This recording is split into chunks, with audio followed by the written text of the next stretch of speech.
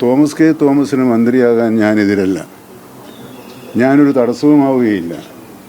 പക്ഷേ അതിനുള്ള ചില പ്രയാസങ്ങൾ നേരത്തെ തന്നെ മനസ്സിലാക്കിയത് കൊണ്ടാണ് ഡൽഹിയിൽ വെച്ച് നടന്ന ചർച്ചയിലും ഞാൻ രാജിവെക്കുന്നതിന് യാതൊരു തടസ്സവുമില്ല, പക്ഷേ പാർട്ടിക്ക് മന്ത്രിസഭയിൽ പ്രാതിനിധ്യം ഉണ്ടാകണമെന്ന കാര്യത്തിൽ എനിക്ക് നിർബന്ധമുണ്ട് എന്ന് ദേശീയ നേതൃത്വത്തെ അറിയിച്ചത്.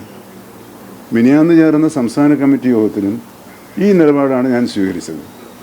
ഞാൻ മാറുന്നത് തോമസിന് മന്ത്രിയാകാൻ എൻ്റെ മന്ത്രിസ്ഥാനം ഒരു തടസ്സമാവുകയില്ല എന്ന് ഞാൻ ഇപ്പോഴും ആവർത്തിക്കാൻ ഈ സന്ദർഭത്തിൽ ശ്രമിക്കുകയാണ്.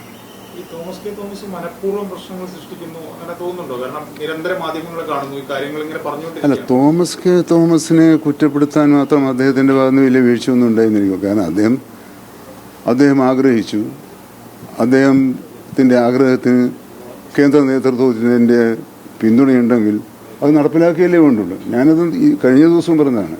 കേന്ദ്ര നേതൃത്വത്തിന് അങ്ങനെ ഒരു തീരുമാനം അത് നടപ്പിലാക്കേണ്ടതാരാണ്? അതിൻ്റെ ഉത്തരവാദിത്തം ആർക്കാണ്? അല്ല, മുഖ്യമന്ത്രിക്കല്ല. എൻ്റെ അല്ലല്ലോ പ്രശ്നം. തോമസ് കെ തോമസിനെ മുഖ്യമന്ത്രിയാക്കാനുള്ള ധാരണ, അല്ല മന്ത്രിസഭയിൽ അംഗമാക്കാനുള്ള ധാരണ ഉണ്ടെങ്കിൽ ആ ധാരണ നടപ്പിലാക്കേണ്ട ഉത്തരവാദിത്തം ആർക്കാണ്? മുഖ്യമന്ത്രി നേരത്തെ പറഞ്ഞിരുന്ന ഈ മന്ത്രിസ്ഥാനം സംബന്ധിച്ചുള്ള അതൊക്കെ നിങ്ങൾ റിപ്പോർട്ട് ചെയ്തതല്ലേ? ഞങ്ങൾ 3 പേരും പോയി മുഖ്യമന്ത്രിയെ കണ്ട് പാർട്ടിയുടെ ആഗ്രഹം അറിയിച്ചല്ലോ.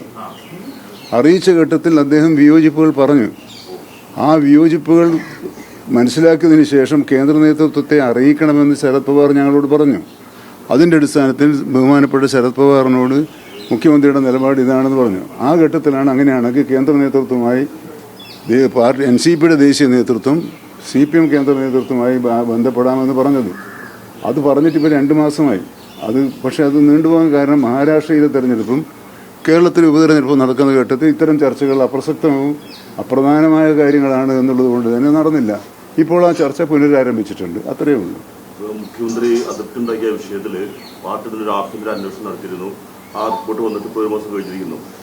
ആ വിഷയത്തിൽ ഇപ്പോൾ ആ പഴയ അഭിപ്രായ വ്യത്യാസം ഇപ്പോഴും മുഖ്യമന്ത്രിക്കുണ്ടോ? അതിന് മാറ്റം ഉണ്ടായിട്ടുണ്ടെന്ന് താങ്കൾ തോന്നുന്നുണ്ടോ? അല്ല, മാറ്റം ഉണ്ടെങ്കിൽ പിന്നെ അവരുടെ ദേശീയ നേതാവ് PB മെമ്പർ പ്രകാശ് കാരാട്ടിനോട് എനിക്ക് വിരോധമില്ല എന്ന് പറഞ്ഞാൽ മറ്റന്നാൾ കാര്യം നടക്കുമല്ലോ. അഭിപ്രായ വ്യത്യാസം ഇല്ലെങ്കിൽ മുഖ്യമന്ത്രി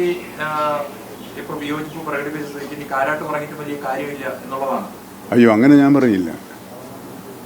കാരണം പ്രകാശ് കാരാട്ട് എന്ന് പറയുന്നത് അവരുടെ ജനറൽ സെക്രട്ടറിയായി പ്രവർത്തിച്ച ആളാണ്. ഇന്ന് CPMൻ്റെ ദേശീയ നേതൃത്വത്തിലെ സമുന്നതനായ ഒരു നേതാവാണ്. അദ്ദേഹവും മുഖ്യമന്ത്രിയും തമ്മിൽ എന്താണ് ചർച്ച നടത്തുക, എങ്ങനെയാണ് ചർച്ച നടത്തുക എന്നത് തികച്ചും അതൊരു വേറെ പാർട്ടിയാണ്. ആ പാർട്ടിയിൽ എങ്ങനെയാണ് കാര്യങ്ങൾ നടക്കുക എന്നതിനെക്കുറിച്ച് ഞാനൊരു കമൻറ്റ് പറയുന്നതിന് പകരം വിഡിത്തം വേറെയുണ്ടോ? ഈ തോമസിനുള്ള അതിർത്തി ഇപ്പോഴും മുഖ്യമന്ത്രിയുടെ മനസ്സിലുണ്ടെന്നാണ് താങ്കൾ ധരിക്കുന്നത്?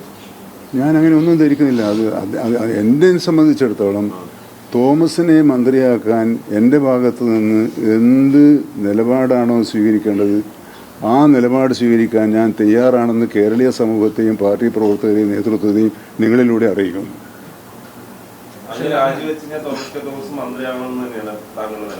എങ്ങനെ?